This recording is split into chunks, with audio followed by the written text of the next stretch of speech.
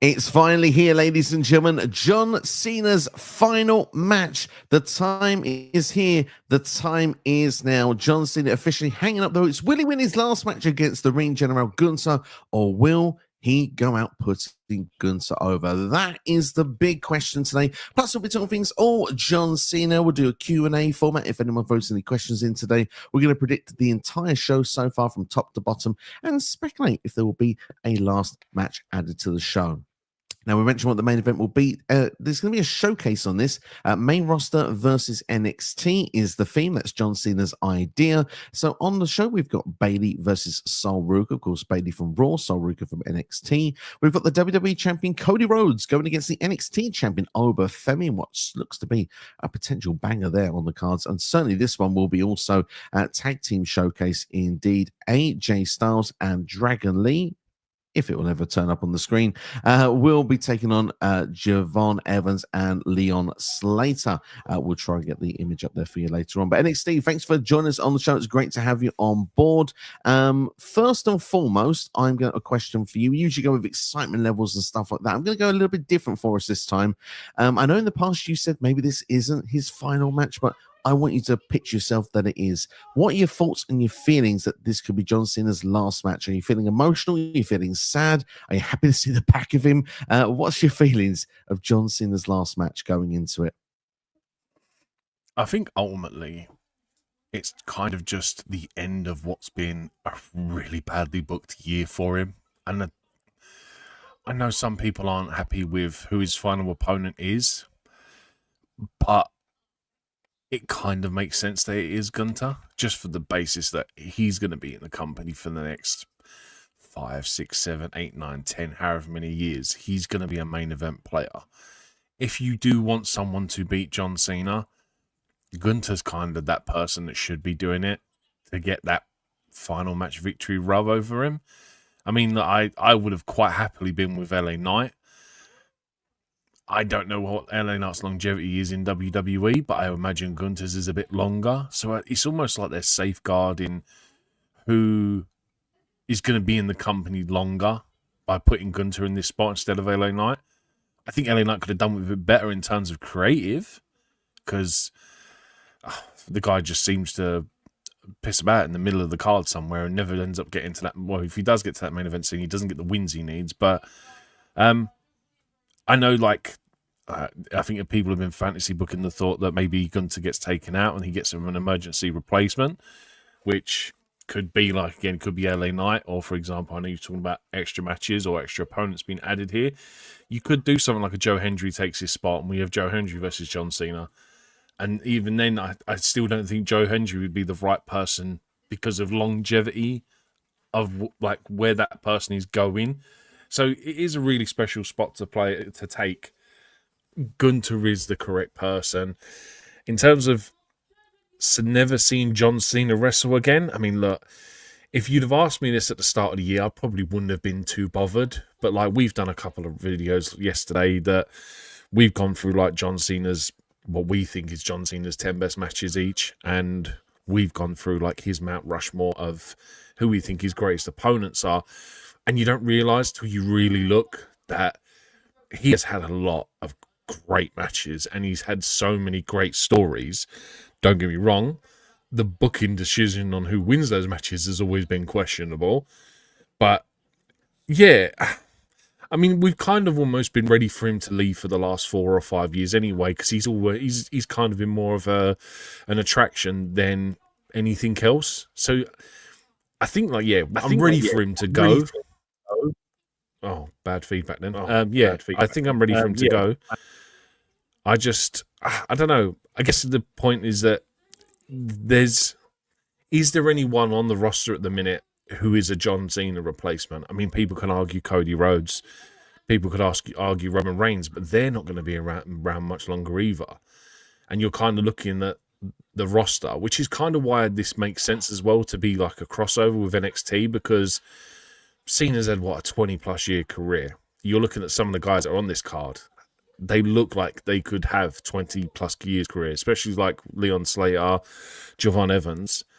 Those guys have got the potential to have a John Cena-esque career, in terms of length. Obviously, booking, again, is subjective and can go completely differently. But like I said, this whole event just makes sense. The crossover, who the people are that are going to be on the match card. It almost is a perfect ending to his career.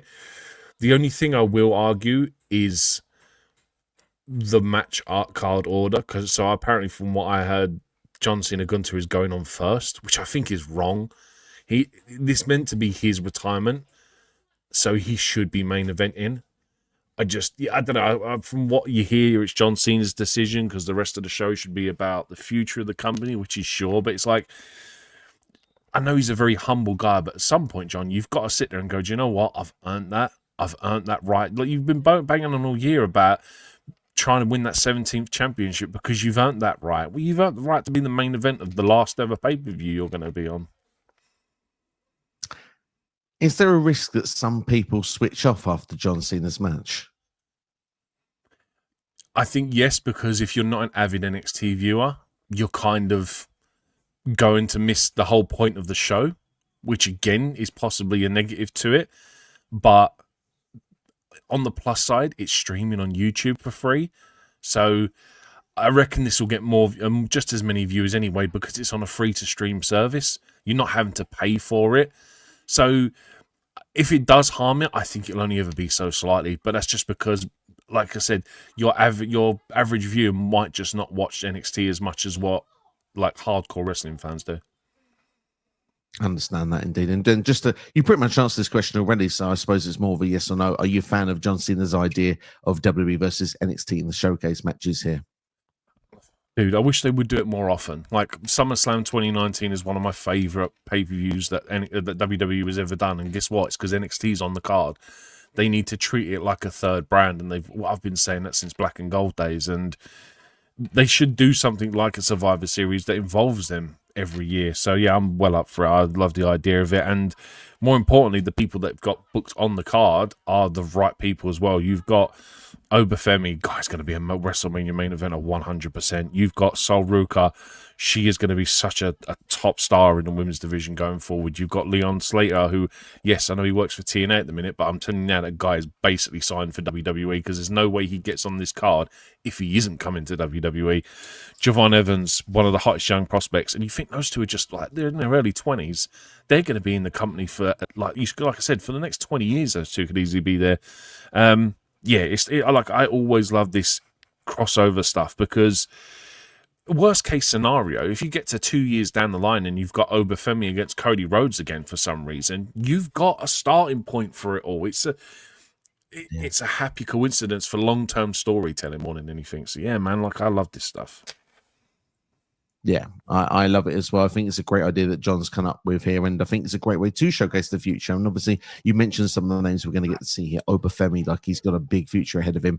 Obviously, Leon Slater and Javon Evans, two very young guns, high flying as well. Going to wow showcase as well, everyone. And just a throwback as well to Bound for Glory. Obviously, AJ Styles coming out and confronting Leon Slater, saying this is the future of TNA at that point. Obviously, with his history of TNA, like you say, it could be as well the future of WWE also. And Sol Ruca, yeah, I mean, she's just right now an absolute highlight reel when it comes to her Soul Snatcher. So I'm really excited with the prospect of her being on this show. You imagine she certainly will hit that finishing move. But you answer the question. It's only fair that I answer it as well. Thoughts of John Cena's last match? Now, for me, I think it's John Cena's last match. I don't think he's coming back. I think this is it. There's too much riding on this of what has been presented, how it's been put over. The ticket prices, for goodness sakes, I mean, it's so expensive to get a ticket for this thing. You can pretty much buy a car or a mortgage at this rate of the things money you've got to put towards this. But still, for me, John Cena, when he came in, you thought, oh, we got a whole year of this, and I wasn't the biggest John Cena guy. I'm not going to pretend that I was waving around that I've got all the t-shirts at home. I don't have any of the t-shirts. And I just was sitting there going, look, John Cena's been one of the greats. He's someone that's given lots of the business. He's been the top guy for many, many years. He deserves this farewell tour, and it's amazing that we're going to get it a full year rather than just a couple of months and off he goes into the sunset. but how quickly we have got here. And to be honest, yes, there's been some lows during this farewell tour. There's been some highs as well. You know, never seen 17 winning the title. Okay, not the best match in doing so, but making history doing so. The Dominic Mysterio match for me is one of my favorites in Boston, winning the IC title, becoming Grand Slam champion. We've had matches that have been outstanding with the likes of AJ Styles at Crown Jewel, Cody Rhodes at SummerSlam. Logan Paul, dare I say, is an underrated, really good match from Clash in Paris earlier this year. There's been some good to great moments on this tour as well. Let's not forget, even though the heel turn wasn't executed well after it happened, the heel turn in the moment is one of the best heel turns of all time. In the moment, it is magic. And there are some great things that we're going to look back on at this and say there's been some highs, but yes, there's been some lows. But as we're getting, when there's fewer and fewer dates, you start thinking to yourself, damn, there's some matches we're never going to get. And forget the matches we're never going to get. We're not going to see John Cena do this again. This is it. This is the last match. This is the final time. And I'm not going to lie, it feels a bit weird. It feels a bit weird, you know, for not wanting to see the guy for like halfway through the noughties and tens because of the fact that he was just taking over. You want to see someone else, anyone else, be on the card on the top instead of John Cena. You got to that level of respect when he was United States champion, doing his open challenges to the point, like you said, it became an attraction. But now he's not just going to be an attraction. He's been the attraction of 2025. He's going to be a big miss in 2026 because regardless of what was good and what was bad, everyone was talking about it every single time. It's been literally the hot topic of every YouTube channel, every wrestling news site. Hell, everything he's done, we've talked about. It's all meant something, whether it was good or bad. And I'll tell you what, I'm going to miss him. I am going to miss him. It's going to be weird not seeing it. Of course, yes, it's time to start building to the future. And you're right. It's looking to what the next stars are going to be. Gunther is the right guy. He is the right guy, but we'll go into that when we go into the match itself. Cody Rhodes is currently the next John Cena. Roman Reigns is a mainstream star in his own way. People outside of the wrestling bubble know who and what a Roman Reigns is, but it is looking for the next ones that are going to rise up to the cream of the top. And they've picked 4 from NXT that could just be great. But you mentioned the name Joe Hendry. Last question I have for you for the time being before until we get into our predictions is, will Joe Hendry be added to the card in some way? We've got 4 matches at present. Is there room for a 5th? I mean, yeah, it probably might have been nice to have added another female star to the card just so we got a bit more of a variation. I don't think Joe Hendry necessarily needs to be on this card just for the... Do you know what I mean? He's been on the WrestleMania card. He's had loads of appearances on the main roster. It doesn't feel like he needs this spot, whereas I think a lot of these guys, unless if your average viewer has seen Joe Hendry this year, I don't think he needs it. Could they add him? Sure. I don't think I'm fussed either way at the minute. I don't think they necessarily do need to add him here. No, that's fair. That's fair. I think he's always been adamant he will be involved in some way. And if he could be the last match added to the show, he's got his kind of way of like, I was involved with John Cena in some way, in some fashion on his farewell tour year. But of course, he did get a shout on NXT, so that could be something. But I do also agree with you. It would be nice to see some more females added to the card if there was going to be a 5th match in some way. Look, we've done enough talking. We have got a couple of questions in that are not related to John Cena's Saturday Night's main event. We'll do a little bit of Q&A part after we've done these predictions. We're going to go through those first, and then we will come to the comments. But first off, just before we do, just as always, quick, without explanation, just 1 to 10 excitement levels for this. Are you looking forward to this? Yeah, I mean, I'm going to say a 9. I think I don't normally look forward to Saturday Night's main events, but the whole thing about it and what it is and who's going to be on this card, for me, this is a 9. Yeah, I'm going to say a 9 as well. It's just, I'm excited for it, and I think it's going to be a really special night. And I think WWE are going to make a real big show of this. It's John Cena's biggest send off. Maybe not everything's worked and connected on the way to here, but they make sure they'll hit a home run with this one this Saturday, I'm sure.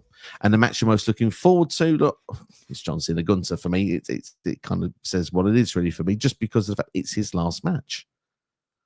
I mean, yeah, but I'm honestly looking at Leon Slater, Javon Evans versus Dragon Lee and AJ Styles. I think that is potentially an absolute killer.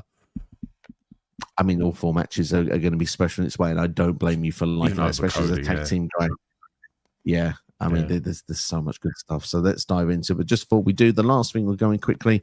Eric Douglas got a host of questions in voice, which we will get to. But for the moment, he says, are there any championship matches or they're just for sports? They are just for sports. There is no championships can change between Raw, SmackDown, and NXT on this show. So without further ado, let's dive into it. And look, we're not going to waste any time on it. We are going to go with the match everyone has come for, because this is what it's all about. It is John Cena versus the Ring General GUNTHER. There has been a tournament, 16-man tournament, to determine who would get this spot. The Ring General coming out victor in the end. He's defeated the likes of Carmelo Hayes. He's defeated Sol Ruca, and he's also defeated LA Knight in the final. And of course, he's beaten Javon Evans as well. That was the opening match he had. Gunther's just been on an absolute tear, really. And of course, LA Knight was the last person in the final to suffer defeat. You can say what you want about the tournament. It's not as everything that I think it could have been on this build to the John Cena's last match. However, it's the right winner of everyone that was put in there. I love the fact that Gunther has simplified this. He's got a new submission finisher similar to John Cena's STF that made LA Knight tap out, of course, in the final. And Gunther has made this story very simple. John Cena, hustle, loyalty, and respect, and never give up. Well, he's going to bully him, he's going to beat him down, and he's going to make him give up in his last match. And I can tell you what a way to go out if that is the way. Or does Super Cena have one more ride in him? Many people say Gunther doesn't need this, but if he doesn't need it, then perhaps maybe a John Cena win makes the most sense. And then people could actually turn around and look at Dominic Mysterio, and he could be the one to brag and say, I was the last person to beat John Cena. Yeah, yes, Gunther is the right person, but I think if you want that crowd to pop, if you want that proper, this was worth paying all that money for those tickets, John Cena wins this. And to get into that point where, you know, Gunther's about to make him tap out, he's about to make him do something that he's never done before. Can you imagine, like, the ref lifts his arm and just as it's about to drop, boom, he hulks out essentially. He comes back and wins that match. The crowd reaction alone will get, like, I think that's a lot of what's been missing this year with crowds is like we don't get that crowd participation from near falls nearly as much. And I think because everyone is expecting Gunther to win, I'm kind of going with a John Cena win, because I know it's the right thing is for the guy going out to lose to the up and coming guy, but like you said, Gunther doesn't need this win, and I think the crowd essentially goes home happy with John Cena winning this match, and he gets that moment. And like, even like obviously we're talking about the premium live event that we just finished, Survivor Series. He didn't get his moment in the ring on his last premium live event. It doesn't sit right with me. I think John Cena needs to win this. Interesting. Now, I said some people said Gunther doesn't need to win this. I personally think he does need to win this. I think that this actually means more to him to win, and he's got a hell of a lot to lose if he was to lose this match, because Gunther, yes, two-time world heavyweight champion, but every time he goes on the big stage, on the biggest shows, he always loses, and it becomes a point of where do you go from here? He lost to Jey Uso at WrestleMania, losing the world heavyweight title, won it back, lost to CM Punk at SummerSlam, and obviously then was vanished for 3 months. What does Gunther do if he loses this match? It's again, he's the maybe guy at this point. I think it would damage him and it would actually drop him a bit down the card. He'd probably have to move to SmackDown or something to really get himself some momentum, maybe go for Ilya Dragunov or something. For me, honestly, I think if he wins this and he does the unthinkable and John Cena does give up and does tap out, which, let's be honest, John Cena has done previously in his career. He has done it, even though they'll make it seem like it's the first time ever. John Cena did it in the early years of his career. Like, he probably did it in 2002, 2003. He hasn't done it since being WWE champion and Super Cena and all through that time. So it's been over 20 years since we've seen Cena do that. To do it in his last match, where then obviously the hustle, loyalty, respect, and all of that stuff that he's had just goes out of his body in that last moment and taps and gives that to Gunther. That's a statement victory. Not only then as you can turn around and say, do you know what? Yeah, he lost a couple of big matches this year, but he retired Goldberg earlier this year. He retired John Cena. And what's next for him? Maybe a WrestleMania match with, say, I don't know, a Brock Lesnar, someone that perhaps put away the Undertaker's undefeated streak, was, you know, the guy in Suplex City. There's stuff like that that Gunther has right now, and it's to get those on his belt, those accolades, because that puts him then to a superstardom. It gets him to that next level. And I mentioned Brock Lesnar. The reason I mentioned Brock as being a potential next match, because people said Brock didn't need to beat the Undertaker to get the undefeated streak. Well, look where he got him after that, because he took that. He went to new levels he never went to before. He took on Cena at SummerSlam, then did the Suplex City, and Lesnar then was a different animal. And it's arguably since, and even now, you've seen it at War Games, he's seen as bigger than the championships. Whoever's the champion, he's bigger than those guys. Reigns and Brock are still the two biggest people in this company. It's no thing around it, if you want, outside of John Cena. So when Cena's away, those will be the two biggest names. So for Gunther right now, that gives him the opportunity to get towards that level, because if Gunther puts away Cena in that convincing fashion by him submitting, giving up, he then can go for the likes of Brock Lesnar, Roman Reigns, and get to their level. That's where these stars of tomorrow, even though Gunther's in his mid-30s, that's where those stars need to get to. So for me, he does need this. And I think when he gets to the championship reign next time, he can win the big one and he can remain the champion, the guy for a long time. The super heel that then needs the super baby face to really come up to his level and then become the new face of the company. See, my worry is that, are we going to put Gunther on a pedestal where he is the next Brock Lesnar? I'm not the biggest fan of Brock Lesnar in terms of, like, the guy is a legitimate badass, and I find it really hard in terms of storytelling and characteristics that he would ever lose a match. Like, there's very few times where I've seen Brock lose and gone, yeah, they're like, I could see him genuinely, I could see that being believable. And I think if you then put Gunther on that pedestal where he's retired Goldberg, and then he retires Cena, and then obviously you go with the rumors today that Brock's contract is meant to be up by like SummerSlam.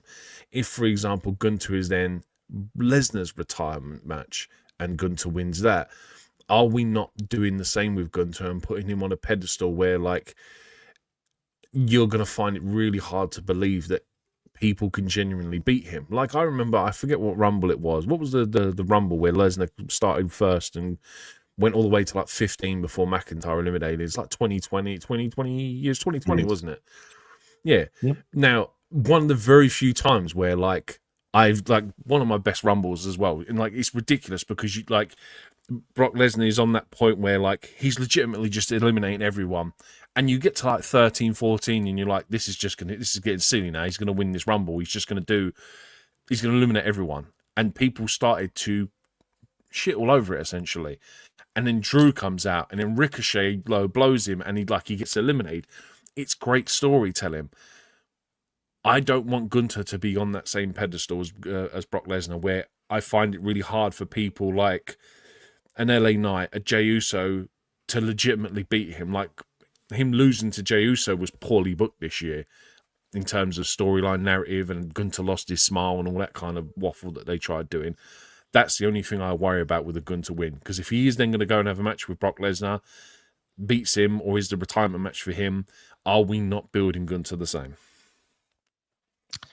I mean, for me, it's a good thing if we are building Gunther the same, because right now, Brock and Roman are on that level. We need someone else to get up there, because those two are not going to be around forever. We need someone to take over those spots. We can't see those people go, and then we have going to be no stars that's going to take over that level, because then the interest dies down. Maybe ticket prices go down. Maybe that's a good thing then for everyone long term. But obviously, from a creative standpoint, if Gunther's up there and he's at that level, then yes, perhaps at first it's not believable, but then it's for someone's job to actually say, no, I'm going to be the next person that's going to put this guy down. I'm going to get myself over with the crowd enough to the point that creative will get behind me, Triple H will get behind me, and the brass will push me to put Gunther down and be the face of this company. That's what they did with Cody and Roman Reigns. It took a long time to get there, but they got there.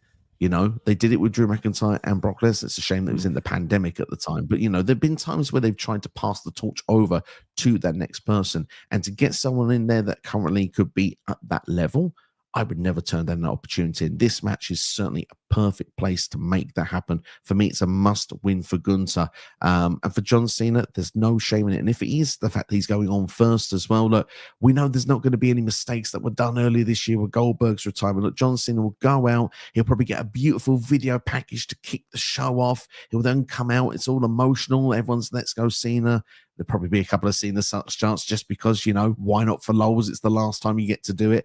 And John Cena will have this match. Gunther will celebrate when he's won. John Cena will be laying down in the ring, but then when he actually gets up, the crowd are just going to applaud him. They're gonna show love. It's going to not harm him at all. He'll get his time to get on the mic. He'll get the time to thank the fans, to thank the superstars in the back, the board of directors, the people that have been pushing all of his momentum.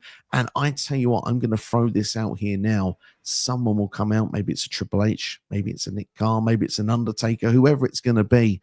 And John Cena will get told he's going to be inducted into the Hall of Fame at WrestleMania in Vegas.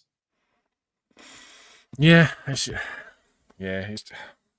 like I said, it's probably all worked out for the best, and just like I said, you're probably right when it comes to Gunther as well. Just I don't know, like I call it skepticism because obviously we've seen WWE in the past, and I think everyone is afraid of them repeating the same things when it comes to a lot of their booking. And like obviously this year, his retirement hasn't exactly been the greatest, like from a lot of people's point of view. Like I know you sit there and say that he's had great matches with Logan Paul and Dominic Mysterio, but like in his retirement year, and he has 5 matches with Logan Paul, I think he's had this year. That's great for Logan Paul.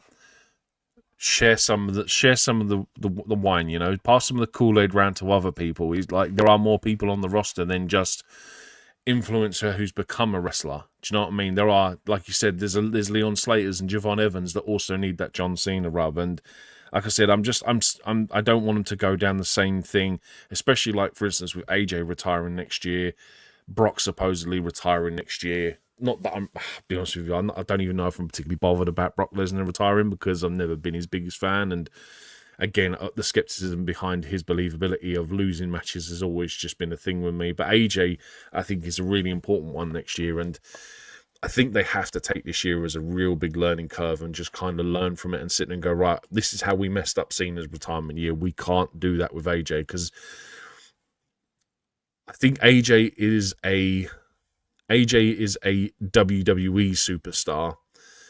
AJ Styles is a wrestling superstar, and he has a fandom that goes past WWE. You're talking TNA, New Japan, and they have to do right by essentially his career, not John Cena's. So I think they have to learn from it, mold it, change it. But look, 2026 is a completely different year, and we'll just see what happens with that. We have to indeed, but I think one thing's for sure, John Cena started a trend. I think we're going to get the retirement tour, the farewell tour, become a big deal now for people that are going to be going out. You mentioned AJ Styles is one of them. If Chris Jericho comes back as well, that's going to be the theme for him. So they'll find a way to keep bums in seats and to keep these tours going. And obviously, it will get fans going, selling a lot of merch as well, and hopefully some big moments for those guys on the way out. I think Chris Jericho is the kind of guy though that wouldn't tell anyone. He'd just leave and never come back because because if that's going to be the new norm, Chris Jericho is very infamous for going against the norm. So I wouldn't expect he'd announce his one. But yeah, look, Jericho has to come back because he's going in the Hall of Fame at some point. He essentially needs his farewell tour. Punk's not going to be around for many more years. He's probably going to get one. Cody's on his last contract, essentially. Roman's probably not going to be here much longer. So, yeah, there's going to be a few of them over the next sort of 4 to 5 years to probably look forward to. That's why we're going to have to start building the stars of tomorrow, which is why we're going to go into the rest of the matches in a couple of seconds. But final, one word prediction or 2 words, depending on the prediction. I'll say it first. Gunther the win for me. John Cena for me. Amazing. In fact, we're on different sides of the fence for it as well. Is awesome.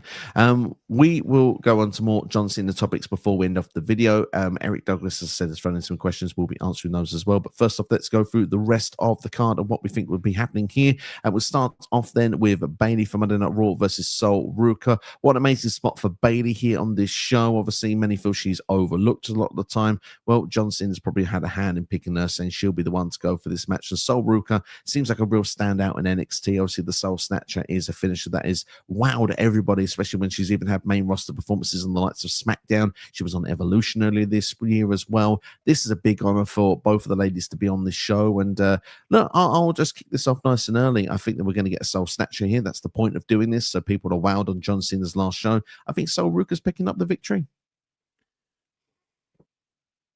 I'm going to agree with you for the pure basis that Bayley doesn't have a title. And I think that's the reason why they've chosen Bayley instead of, I don't know, like you could have easily put Io Sky in here, Rhea Ripley, someone like that. Bayley is kind of one of those people that can take a loss and it doesn't really affect her, but will do wonders for Sol Ruca. So yeah, I agree with you on that. I think Sol Ruca wins this one as well. So do I. And obviously we have got the looking to mend the fences, Sol Ruca and Zarya. They've had a little bit of friction in NXT, but I don't think Zarya plays a factor here. Do you? I think that's the only way I can see Bayley winning this match. Yeah, that would be the one minor thing, but I think that's more for. I reckon that's for a future storyline at Deadline, at New Year's Eve or something like that. Yeah, I think it's going to go to 2026. I think it's a stand and deliver type of thing. So I think that although this is the biggest platform you could do that, it's not going to have the same impact, I think, with a main roster audience that it will have with an NXT audience. So for that reason, I think Sol Ruca wins here. And I think it just creates a jealousy factor potentially for Zarya, or potentially not. Maybe Sol Ruca could be the one that could turn heel. She's been a little bit heelish, if it was a little bit recent on NXT. So I wouldn't be surprised if she's the one that actually, dare I say, goes to the bad side. We'll have to wait and see what happens there. We'll move on in the meantime to tag team action. Let's talk about it then. AJ Styles and Dragon Lee, currently the World Tag Team Champions on Raw, going against Javon Evans and TNA's Leon Slater, who've been the team recently on NXT. This should be high flying, all gas, no brakes, I would say, for this one. Thoughts on how this one's going to play out? I mean, as much as I'd love to see Slater and Evans get the win in this, we need to do something with this tag team division. And as much as great as I said, as much as it would be for those two to win, I think the tag team champs need a win, because I think they're ultimately going to lose those titles very soon, especially with the Usos returning to tag team action. I can see them dropping them soon. So I would say AJ and Dragon Lee win this one. Yeah, I think AJ and Dragon Lee are going to as well, just because they've got such momentum currently on Raw's tag team division right now. They've been defending the titles the last few weeks, and they've had some really good moments. Look, the Kofi Kingston spot, obviously, when they took on the New Day, where there was the double stomp on Kofi, was on the top rope and then fell into the Styles Clash. Just wow, what a moment! And I think we can get something of a spectacle like that with the likes of Leon Slater and Javon Evans as well. They're such a great little pairing. The fact this hasn't got tag team titles on the line does make me think there's a sneaky suspicion the NXT team could win and get an opportunity on Raw, for example, perhaps in Brooklyn, maybe at the start of the year. But at the same time, I just think right now, like you say, you're trying to establish your champions as the dominant force on Monday nights. And obviously, if they will eventually take on the Usos, then it kind of makes sense that they pick up the win here. So yeah, I'm going to go for AJ Styles and Dragon Lee as well. Agreed. Awesome. Let's go in then to what will be the last match we'll talk about then on the show, and then we can go straight into the questions and comments. It is going to be, this one's a banger here. WWE Champion Cody Rhodes against NXT Champion Oba Femi. Damn, this one, I just love it on paper, and there was so many possibilities of what you could really make a breakout moment on this show. Look, this is obviously about over it one way or another, and there's there's actually three ways they can do this. Way number one is they have the John Cena debut on SmackDown style of match, a ruthless aggression, if you will, have a really good showing against Cody Rhodes like Cena did against Kurt Angle, but just fall short of the last hurdle and then needs to get that little bit more experience, that little bit more time under his belt before he becomes the main guy in WWE. And Oba can build up for that. They can build a story in the future for that. For example, you mentioned there, maybe it could be a WrestleMania way down the line where you could get Oba beat Cody for the title. Option number two, Oba simply wins. Oba is the new guy, the new star. This is the chance to put him over. And what a splash. He'd be ready for main roster instantly if he was to beat Cody Rhodes. Or option number three, Oba wins, but it sets up another match with Cody and Drew McIntyre. Maybe Drew McIntyre gets involved in this one. Probably the most lackluster of the three of them, but if Oba picks up the victory and Cody is protected and it sets up Cody versus Drew again later down the line, then I think it would tick all of the boxes as well, despite the fact that maybe we'd want to see Oba win it clean. WWE, in my opinion, has nothing to lose here with Cody losing to Oba Femi. That's my personal opinion, but what's your take on this? I think if you want to establish Oba as a star, I don't think he needs to win this. I think this needs to be along the lines where he's booked like a WrestleMania main event, where Cody can't win with one Crossroads. He needs to do a triple Crossroads, because effectively that's like his super finisher, is a triple Crossroads. The amount of times we've seen it in storytelling where he can hit two but never gets the third and fails to win. If you want to prove Oba as a dominant force, Oba needs to basically dominate for the vast majority of this match, and for Cody to win this, hit that triple Crossroads and get the victory, because you are then setting up Oba as a really good dominant force that needed WrestleMania levels of Cody Rhodes to win this match. And in that way, Oba still looks strong. Cody still wins because he's champ, but also for New Year's Evil, if and when that's when Javon Evans is going to take Oba on for that NXT championship, Javon winning that title then is going to be even more special, because you've seen Oba go toe-to-toe with the biggest in the company. How is Javon Evans supposed to do that? The David and Goliath situation all over again. So for me, Cody Rhodes retains, but he needs a WrestleMania performance to do it. I like the shout there. Obviously, Cody winning the match, and like you say, he has to almost hit all three, like the triple Crossroads. Have to think of the finishing move there. Goodness, to do that 3 times to beat Oba Femi, I feel like that's a really good way to go about it, because it's only on special performances that he has to do that. And I do feel like this makes the most sense as well for Cody to win. He's the established guy. He's the top guy at the moment. Oba has lost a couple of matches, of course, in his NXT career. Of course, recently he lost to Ricky Saints, of course, at No Mercy to drop the title. He's now just recently won it back at Deadline. He lost to Tony D'Angelo when he dropped the North American Championship as well. So he has been pinned, and like he's not unbeatable. So it's okay to do so. And plus, this is what I think Oba's treatment's going to be. I think he is going to get the match with Cody. It's going to be, like I said, the ruthless aggression style. John Cena against Kurt Angle. It's going to be a near performance where he nearly beat Cody, but just doesn't get the job done. And I think he's going to get the handshake backstage. John Cena got it from The Undertaker. I think Oba gets it from John Cena. And I think it's going to be a moment of saying, like, yeah, you are going to be a future big star in this company. You are the next big thing, arguably. And I'm almost passing the torch over to you on NXT through this handshake. Now go and prove me right. Yeah. I mean, I wouldn't be against Oba winning it.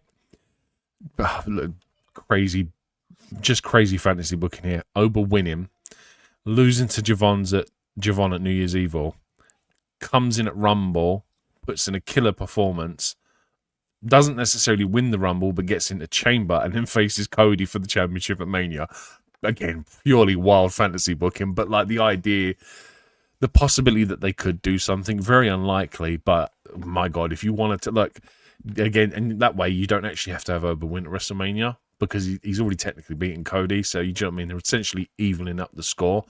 Just be a great way to introduce Oba Femi to the main roster. Certainly would. I would actually have him win the Rumble. I'd just have a great performance here, get the job, we almost get the job done here. NXT star has never won the Royal Rumble. The most believable person to ever do it, that's ever come through the ranks of NXT, is Oba Femi. If they're ever going to do it, he's the guy that should do it. But yeah, agreed. Final prediction then: Cody Rhodes. Cody Rhodes. Fantastic. Yes. I really expect there'll be a 5th match added. I really expect to see Joe Hendry on the show in some way. By the way, I know we sort of half touched on it earlier, but yeah, I do think that could be the case. But I mean, look, there are a few things. You go first, my friend. I was going to say the only other thing I would have. Do you know the only other match that kind of makes sense for me if you're going to do a crossover is Ethan Page versus Ilya Dragunov, North American champion versus United States champion. Because I think just because of the sake of the titles and what they mean, do you know what I mean, what they're supposed to represent, that is kind of an obvious one for me. Plus, do you need to get Ethan Page on the main roster? Yeah, that must make a lot of sense. I mean, for me, he's so established in one way, so I feel that Ethan Page doesn't need it, but at the same time, it would be really good to do. And he's going to need his breakout moment as well with the main roster, and he is one of the best stars NXT has got. When you look at the fact of he's got in ring, he's got the personality, he's got the character, he's now got Chelsea Green, he's got 2 championships. So yeah, there is a lot of things there that does tickle the flavor there. Why Ethan Page would make a lot of sense for it. But look, ultimately, I have a few things that I think could happen at Saturday night's main event. So I'm going to reel them off for you right now. So things I think could happen at Saturday night's main event that we could see happen. First off, I think John Cena will be told he'll be inducted in the class of 2026 Hall of Fame. I think that could be perhaps before, perhaps even after his match when he has his moment with the crowd. I think he won't be cut off either when he gets to have his big speech like Goldberg did earlier in the year, which is probably why his match is going on first. I said before, I think he'll be shaking the hand of an NXT talent backstage the same way The Undertaker did to him after his debut on main roster screens. My early prediction for that would be over Femi, but I wouldn't mind seeing it be Javon Evans either.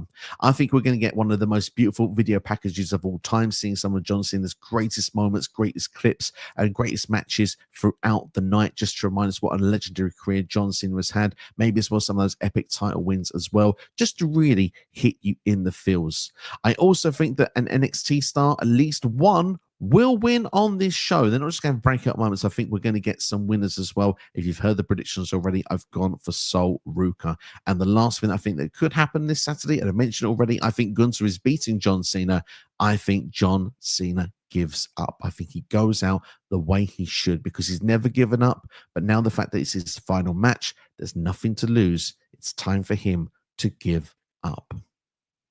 Yeah, I mean, there's nothing really I could probably predict with this show. I mean, aside from the fact on and off chance that maybe the tag team titles go on the line, which I highly, highly doubt with a TNA star in the roster or on that match at the minute. But yeah, I mean, I'm the same. I think that, I don't know, I almost feel like another NXT star should win because of it being the point of the show.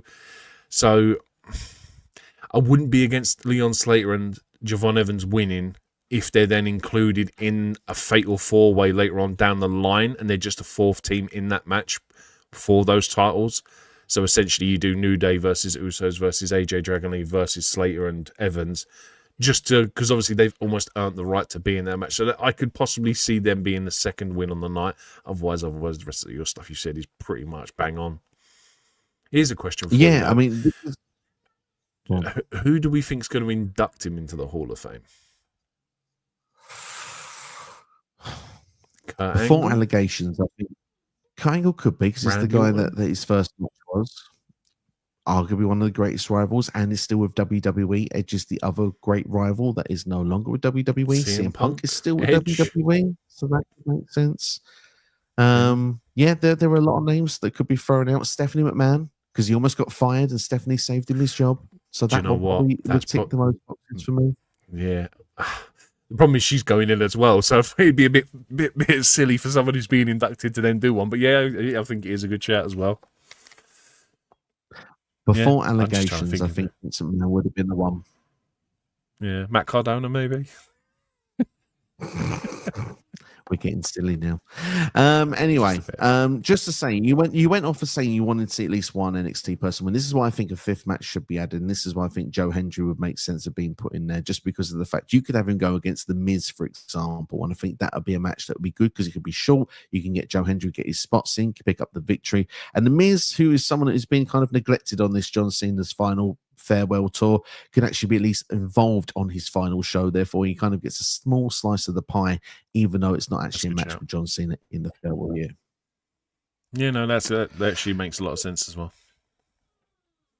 Well, I'll tell you what, last question from me, and then we're going to go to the comments, and they will finish us off today. So we've gone through and we've already recorded what we think are the best John Cena matches. We've gone with best John Cena rivals. So I wanted to ask, what are some of your favorite John Cena moments throughout his career and run in WWE?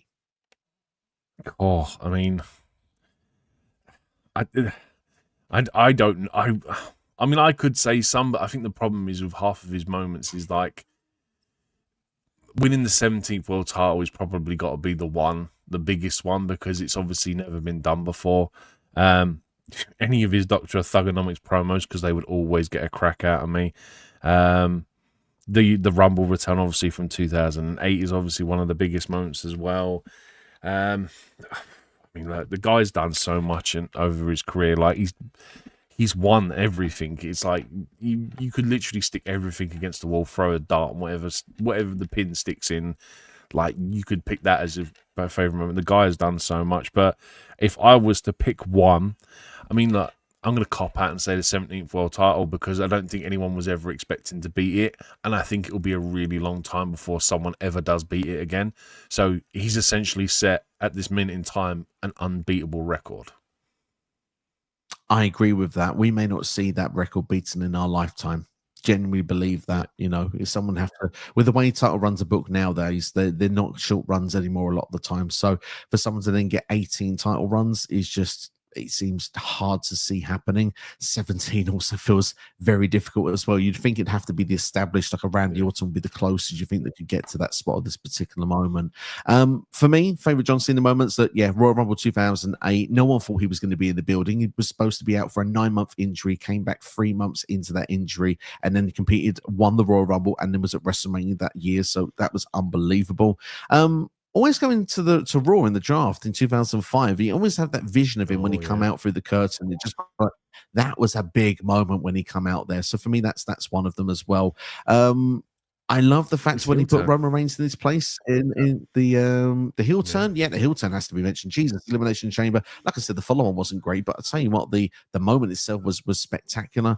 I love the promo with Roman Reigns in 2017 when Roman couldn't cut a promo and John Cena called him out and pretty much buried him at that point. It was almost a challenge to get better, and didn't Roman Reigns get better because he became the face of the company and run the whole shit during the pandemic. So, and of course, one of the great storylines of all time with the bloodlines. So yeah, Roman now, he can damn cut a promo now. So yeah, those will be a few from me. Yeah, I mean, you could even talk about entrances. Like, you think of the amount of WrestleMania entrances this guy's had. The one when he comes out as the mobster and CM Punk's riding in on the side of the car. You had the one the one where he, like, drove into the building in the Mustang. Like, the guy's had a catalogue of entrances himself that you could easily sit and go down as some of the greatest WrestleMania entrances of all time. He's got everything, man. It's like I said, everyone's going to have probably a favourite memory of John Cena, but I think, yeah, so for me, the 17th world title's got to be the one. The heel title is probably second, to be fair. They've both come in the last year, so I'm very grateful for seeing both of those things. But yeah, like you can go back all the way back to, like, someone's favourite moment might even be his debut when he slapped Kurt Angle around the face. Do you know what I mean? The guy's just done everything. Certainly has indeed. Maybe even a Brussels promo might be up there for some people as well. But yeah, let's go into Eric's. Give us a couple here for us. Winning the 17th and his 2021 return. Of course, returning at the end of Money in the Bank, and then of course competing at SummerSlam against Roman Reigns. And of course, that was the first show where the full crowd after the pandemic as well. So that was a very special moment for John Cena's return. I have another one, which is, I think, personally one of the best pops I've ever seen in my life. Money in the Bank in London, when he tried to get WrestleMania to the UK. And my God, that was one of the best crowd reactions I've ever heard in my life. Absolutely. And look, I know it's one of your favorites. It's one of my favorites as well. It's not our top John Cena match of all time, but as moment, it's a masterpiece when you look at it. The Firefly Funhouse as well, I think, deserves a honorable mention of this moment. Yeah, absolutely. Because, like I said, there's basically a top 10 list of we think John Cena's best matches, and you should watch it, because essentially we're going to break down in more detail why we think that the Firefly Funhouse match is one of his best matches, and something that we'll probably never get again because of that time period and everything that was going on. Just phenomenal, man. Just the story that it told for something that wasn't really a proper match is just unbelievable. Certainly indeed. Right, let's go through some questions then, shall we, in the comments to wrap up the video today. First up, Eric Douglas has got a little prediction for us. He's got a sneaky suspicion LA Knight is winning the Elimination Chamber next year. That'd be pretty cool, because that way he would get himself a title match. With the show being in Chicago, I don't know, if CM Punk was to lose the title to one Bron Breakker in January, I would have a feeling that maybe Punk could be the guy. And I've also predicted previously, should Seth make it in time for Mania, that would be a good place for him to insert himself back in. Yeah, but then again, the other thing as well that you could possibly do at Chamber is you could have AJ Lee win something, so it kind of almost negates CM Punk winning, because I know your Chicago crowd will shit all over CM Punk losing, but I think if you have AJ Lee on that card as a negating factor, like, oh, AJ's won, you'll still get a massive crowd pop. So there are ways for CM Punk to lose that match, and it's the crowd still be okay with it. So it's a brave one because obviously it is Chicago. Absolutely. With LA Knight, obviously, was taken out at the end of Monday Night Raw last night, particularly by Bronson Reed and Logan Paul of the Vision. Obviously, the tsunami off the high off in the car park way onto LA Knight. It was on a vehicle at the time when that happened. What do you reckon's next for LA Knight? How long is he out for? Is he coming for Bronson Reed when he comes back? And is that a WrestleMania match for you? Do you want to hear a really bad feeling I've got about that? Tell me. Do you remember when Ricochet got written off TV and then he ended up getting his release and ended up going to AEW? His contract was up, yeah. But what I'm saying to you is that beatdown last night felt very Ricochet. It felt like we're writing him off telly for the foreseeable future. I hope not. I really want him to be in WWE and to be a world champion.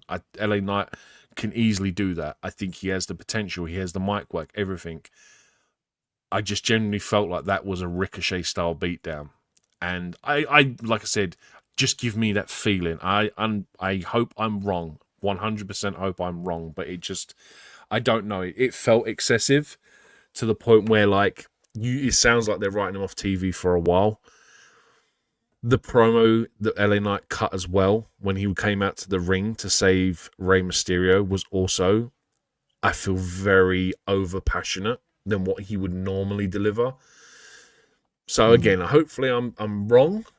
It might just be a case they're writing him off TV for a pop at the Rumble or something. I don't know, but yeah, I'm just putting it out there in the world. Well, I hope that you're wrong as well. I think he's going to be off for the foreseeable. Maybe the Rumble is a place he returns, but obviously it's going to be hard to do surprises. But I think he's going to be off until the Rumble. That's when I'm going to predict he'll make a return. And it could be something with him, the Vision, come WrestleMania. Whether that be Bronson Reed, whether it be Logan Paul, time will tell at this point. Maybe it's the Mask Guy. The Mask Guy did attack him on Monday Night Raw, did the curb stomp. I could be costing the match against Logan Paul. Yeah, I mean, like, who Mask Guy is, again, as long as it's built correctly, you could get LA Knight versus this masked person at WrestleMania. I think if they want to do it correctly, long-term storytelling, I'll say it now, but LA Knight winning Money in the Bank kind of makes sense. If you're going to put the title on Bron Breakker, maybe that's a thing they can revisit after Money in the Bank. Will be certainly a potential indeed. Eric does ask, actually, speaking about the masked individual, why can't it not be a female? I think you need to look at the body type. I think that just it's a bit of a dead giveaway that it's a guy. That's my main reason for it. But there's something I've noticed on Monday Night Raw this past week that really, I just had a theory when I was watching it. And no, it's not that one, but yeah, it is. It was Austin Theory under there, but I was adamant that it was not Austin Theory at Survivor Series. So I think it's two different people have been under that mask on two different shows now. I'm wondering if this is going to be. We could do another time. Could we get a reoccurring theme until we get the reveal that there's different superstars under this mask? Because I'm adamant the way that person was running up the cage, it felt like Montez Ford. This week I was like, that is not the same person that was moving around at Survivor Series. And I looked at the mannerisms and I was like, that feels like that's Austin Theory this time. Yeah, I know what you mean. The pace in which that cage was climbed at War Games just didn't feel Theory-ish.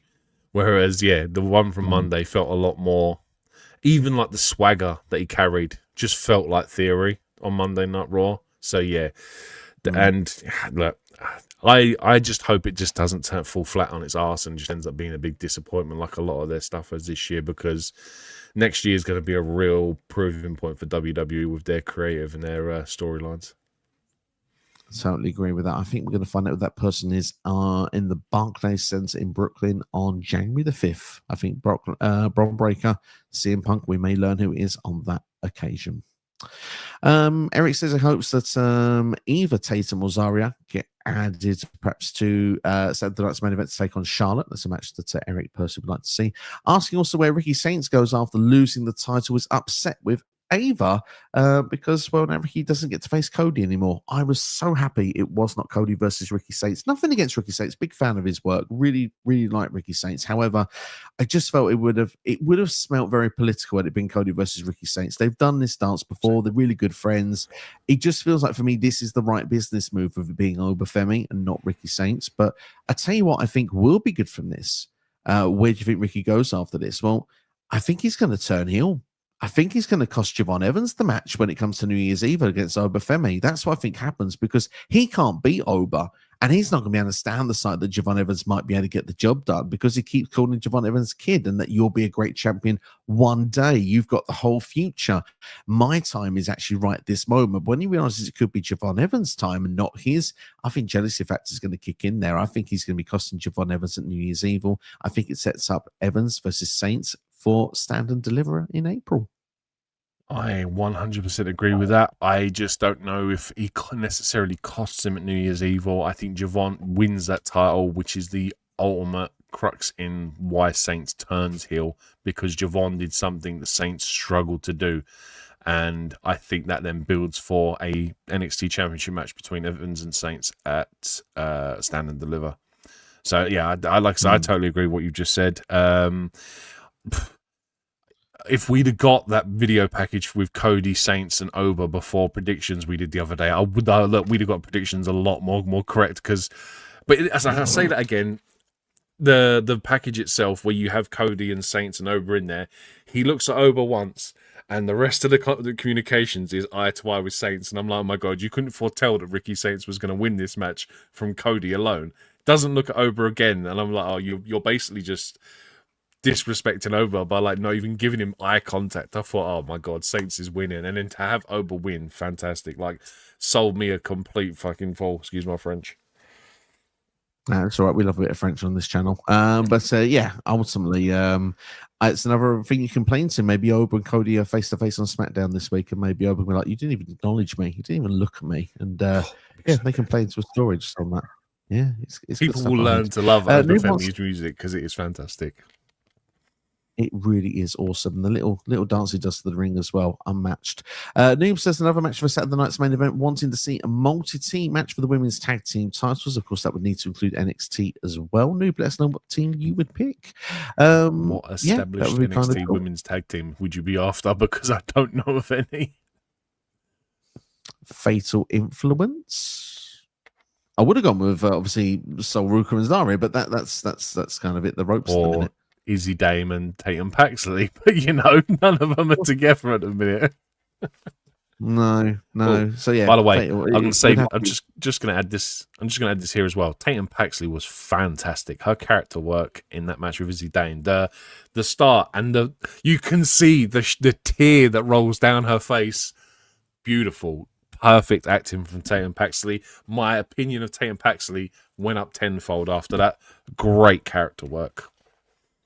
Yeah, it was an excellent, and to be fair, excellent show as well across the board. Deadline, really enjoyed it. I think, like you said, the match with Damon and Tatum, underrated if people are not singing the praises of it, because it was really good from a storytelling perspective as well as in ring. Iron Survivor Challenge, I'm not going to lie, it's become my favorite, almost my favorite match outside the Rumble.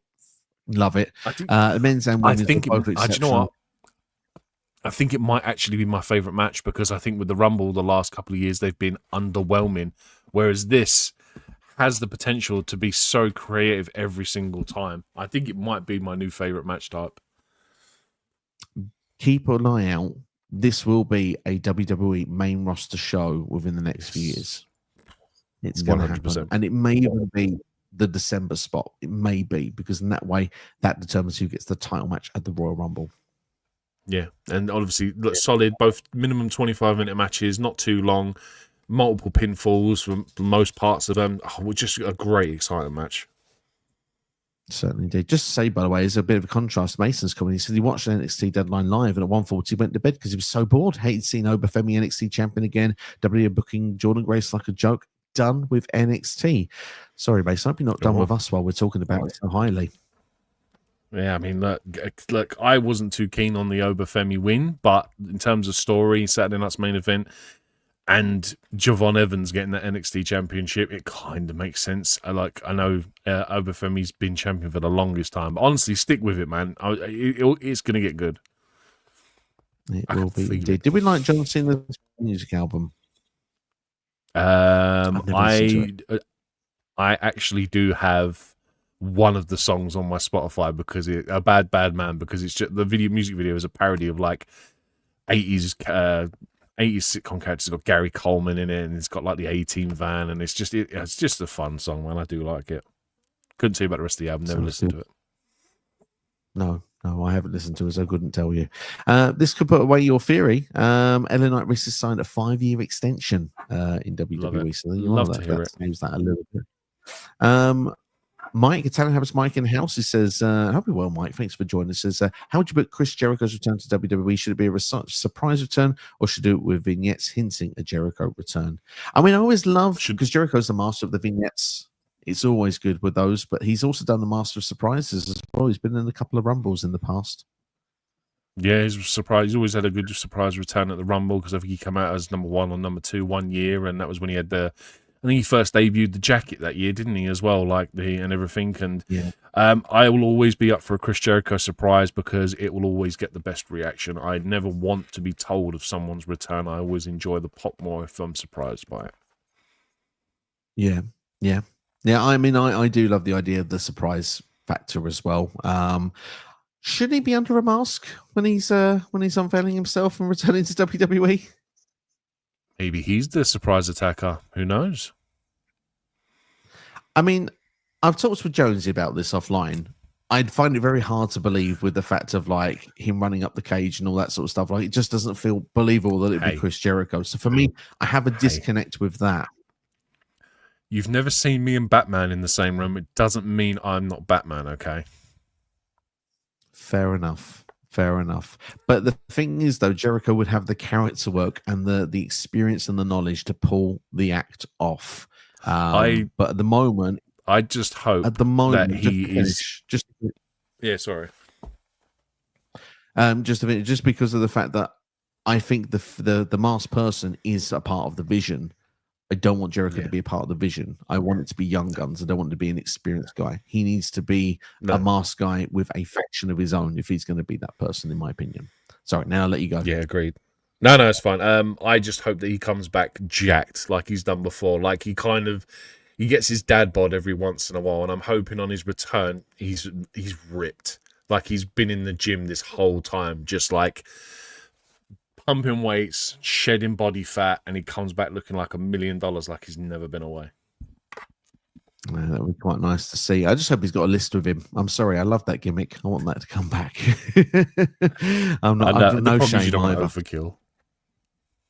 No, of course not. Eric's not happy with me saying that Ricky Saints doesn't deserve the face Cody. I'm not saying that. I'm just saying I think Oba is the right call. I think Oba is a potential future face of the company.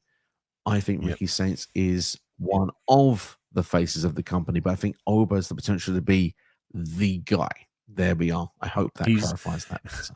For reference, Oba Femi could be the cover star of the video game. There you go. Maybe Ricky could be on the deluxe with someone else or something like that. I don't know. But right now, Oba's the guy. He's the guy. Should Roman versus Cody 3 happen at the Royal Rumble? Would you save it for WrestleMania 42? And should Cody be healed this time? The dynamics would be interesting. Certainly would actually add a new layer of paint to the match if they were to actually switch the roles and Cody be the heel. But how would you play out the match? Should it be the Royal Rumble in Saudi, or would you save it for Vegas? I think because there isn't much of I don't think because the story is as big as it was when it was the whole finish the story plot, I'd be happy for it to be at Rumble. I wouldn't be against it. I don't think it's a WrestleMania level match. Do I need to see it for a third time in 4 years? I don't know. I'm going to say Mania. And the reason I'm going to say Mania, yes, the Rumble's in Saudi. And it's the sort of thing that you'd put at Saudi because that's seen as big as WrestleMania when they go to Saudi. But it's the biggest match WWE can do still. It's still up there with the big, and we're not doing Roman Brock again. I know I said they are at different pedestals, but I don't need to see that again. But Roman versus Cody's story works.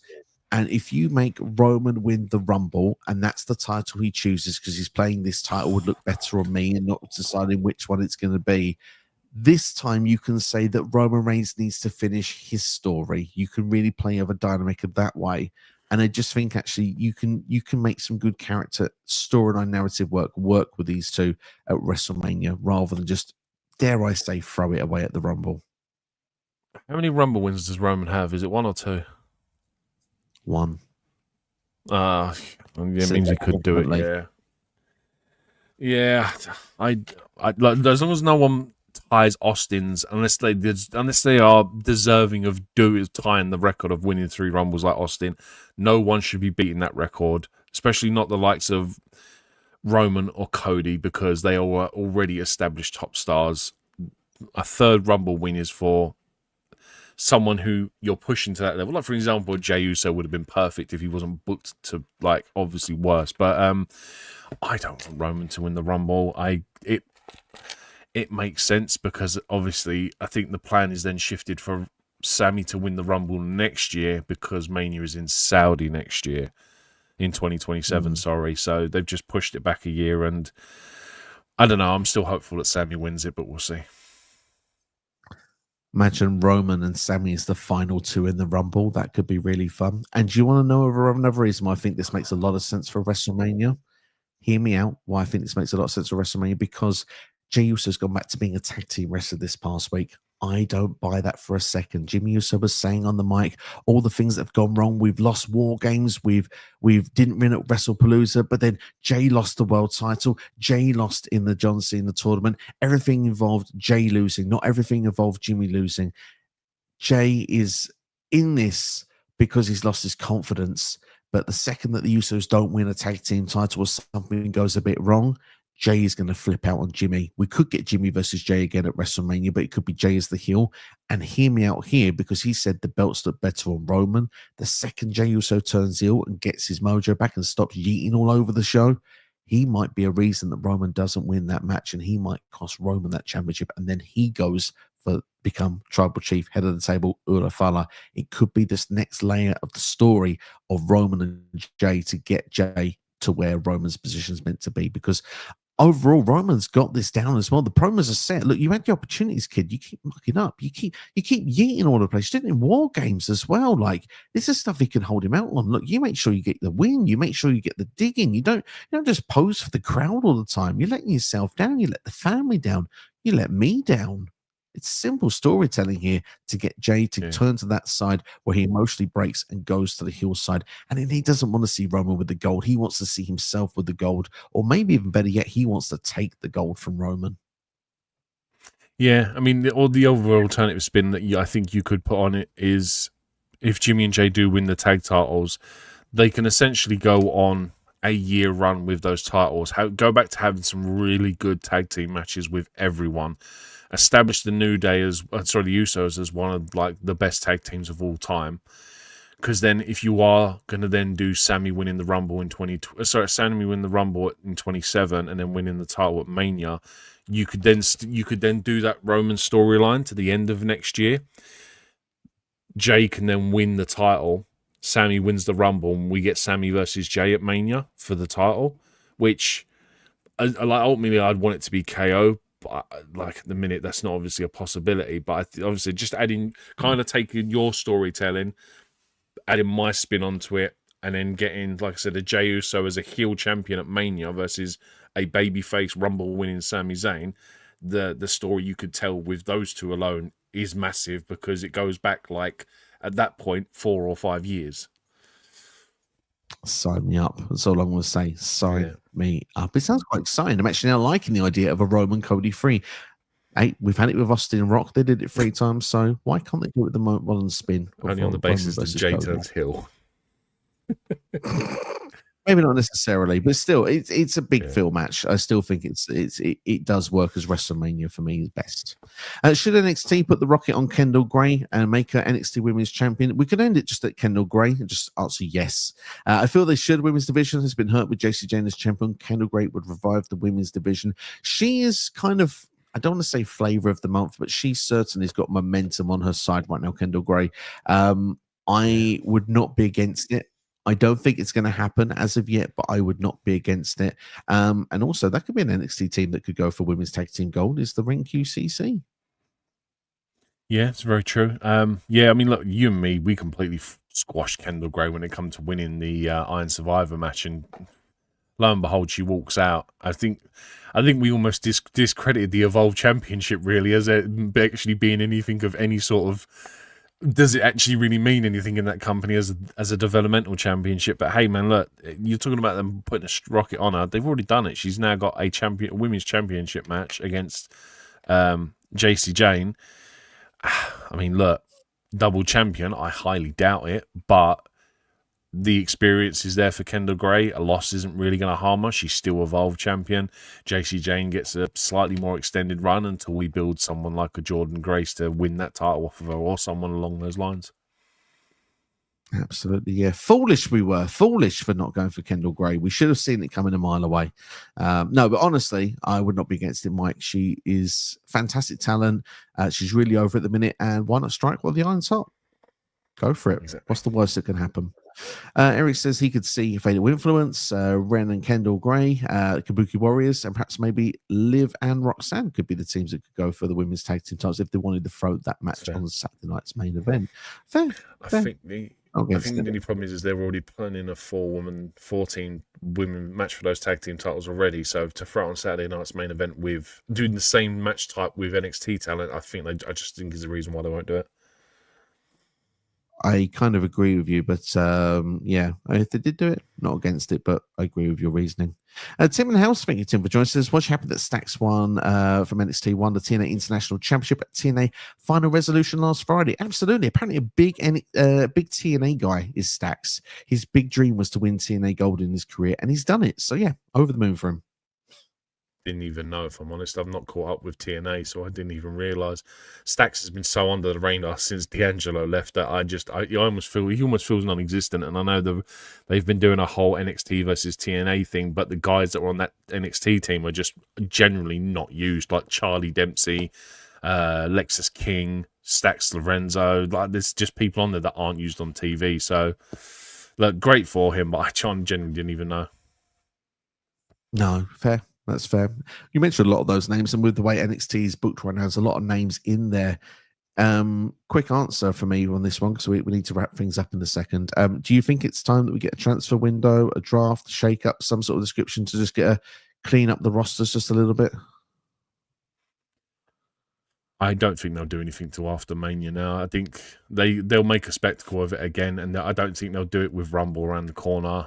The build to WrestleMania, I think it messes up too many plans. That the Mania's card is already set, so the rosters, I imagine, are staying as they are until at least April, May, even whenever WrestleMania is. Yeah, I think it's mid-April this year. So yeah, perhaps maybe start of May could be the time. Karma Petrovic is still employed, Eric, and also he can see Tatum Paxley winning the NXT Women's Championship back at Stand and Deliver. That's not a bad little shout indeed. If Kendall doesn't win the NXT Women's title, she can't lose clean. It would hurt her being Evolved Women's Champion. Someone has to cost Kendall. Kendall would be protected. I mean, that's what Fatal Influence are there, isn't it? It'd be a 3-on-1, so I think that'd be the best way to do it. Maybe 3-on-2. Numbers are still in their advantage. Even a Kalani Jordan. Even an Evolve rival. That's a thing you could do as well. True. What as the best shows? Excuse me, I need to sneeze. I've been holding it off for about 20 minutes. What is the best shows? WWE, AEW, TNA. For me, AEW, any wrestling show that has Timeless Tony Storm is a show that I'll be directly watching. So what is the best show for you right now that you, I suppose, will always be watching? I think for me, it has to be NXT. It has some of my favorite characters, some of my favorite wrestlers. I think it's been the most consistently booked show all year that I've stayed up to date with. Like AEW, unfortunately, I fell out with from time to time. TNA, I don't watch it as avidly as probably what some people do. Raw and SmackDown, I think, have just been inconsistent throughout the year. So for me, I'd say NXT. NXT is my favorite show of the year as well, judging what we've had consistently from start to finish. AEW is amazing when I get to watch it. It doesn't always fit with me and my schedule as well as I'd like it to. Weirdly enough, I'm still always hyped for Raw. Raw isn't always the best show, but I always feel like it's the most important show of the wrestling calendar week. So regardless, when Raw comes around, it could have been absolutely awful the week before. I'm still hyped for a Monday Night Raw. So I suppose to answer it, I suppose Raw, and it is in the WWE banner because we mainly cover WWE content. So, but obviously I'm a fan of everything. And if I had the time to sit there and watch everything every week, it wouldn't even be a debate and discussion. I would be hyped for everything. SmackDown has been the worst book show this year just because 1 minute is 2 hours, the next it's 3 hours and they can't fill it. Then it goes back to 2 hours and they don't know what they're doing again. And then it goes back to 3 hours again. SmackDown has been the worst book show this year. Yeah, and when it goes back to 3 hours in January, it's going to generally be the hardest show of the week to watch, and that's including AEW as well. So mainly for the reasons of not just timing, but also the fact it's going to be hard to watch just in general. So yeah, we'll see. We'll see what happens when it comes to the new year. Is Stack still Heritage Cup champion? I believe he is. Yes, I don't know for sure though. They've not really mentioned it for a long time. So yeah. And is MLW worth watching? I'd say probably yes. I don't watch it personally, but I know that they've got a number of names that people probably would be familiar with and have got like a hardcore fan base. So if you have the access to watch it, give it a try. But I personally don't watch it, so I can't give you a personal recommendation. But yeah, from the people I hear online, they usually say that it's a good show. So if you get the chance, maybe check it out. Stacks is while still the Steve is looking up, by the way. There you are. He still is. That's it for you.